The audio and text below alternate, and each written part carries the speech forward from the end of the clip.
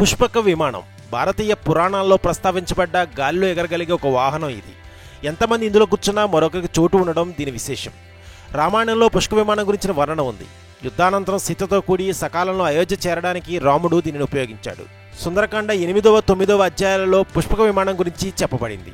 సీత గురించి వెతికే సమయంలో హనుమంతుడు పుష్పక విమానాన్ని చూశాడు. నిజానికి ఇది బ్రహ్మదేవుడి కోసం విశ్వకర్మ సర్వవిధ రత్నములతో పుష్పకం అనే ఒక పేరు గల దివ్య విమానాన్ని స్వయంగా నిర్మించాడు. అయితే కుబేరుడు తీవ్రమైన తపస్సు చేసి బ్రహ్మను మెప్పించి ఆ విమానాన్ని బ్రహ్మ అనుగ్రహంతో కానుగ్గా పొందాడు. పిమ్మట రావణుడు తన సోదరుడైన కుబేరుని జయించి ఆ పుష్పక విమానాన్ని తన సొంతం చేసుకున్నాడట.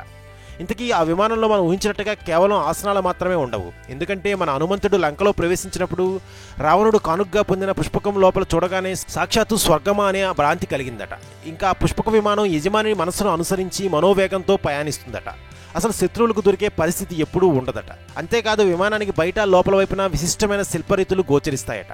కర్ణకొండలాలతో శోభిస్తున్న ముఖములు గలవారు, మహాకాయులు, ఆకాశంలో వ్యవహరించే రాక్షసులు, తమ ప్రభువుకు అనుకూలంగా ప్రవర్తించేవారు, విశాల నేత్రములు గలవారు, అతివేగంగా సంచరించగల వేలాది భూతకణాల వారు ఆ విమానాన్ని మోస్తున్నట్టుగా దాని వెలుపల భాగంలో శిల్పాలు చెక్కబడి ఉన్నాయి. అదంతా చూసిన హనుమంతుడు ఈ విమానం రావణుడి స్థాయికి తగినట్టుగా దర్పంగా ఉంది అనుకున్నాడట. ఇంకా చెప్పాలంటే మెరుపు తీగల్లాంటి నారీమణులు ఎందరెందరో ఆ విమానంలో ఉండడమే కాక అనేక సుందర దృశ్యాలు చిత్రీకరించబడి ఉన్నాయట.